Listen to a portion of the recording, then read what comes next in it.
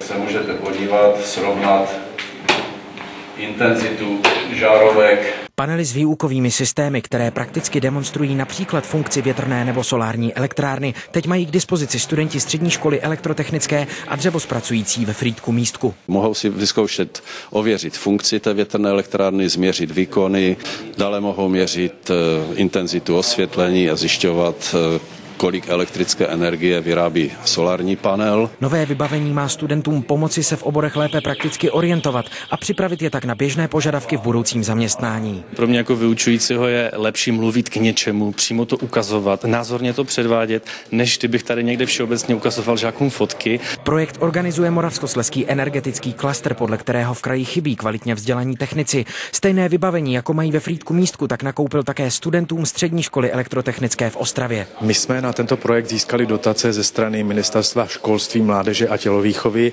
Jedná se o program vzdělávání a konkurenceschopnost. Nejvíce mě zaujal panel právě s tou chytrou domácností, kde si můžu nastavit, jak se ten dům bude chovat, když se třeba sepne topení. V rámci projektu navštívili studenti nejen elektrotechnických, ale i stavebních oborů mnoho exkurzí ve firmách a technických zařízeních v regionu a vznikl také speciální web Studuj Elektro.cz, kde si mohou lidé ověřit své vědomosti z oblasti elektrotechniky. Jan Varga, televize Polar.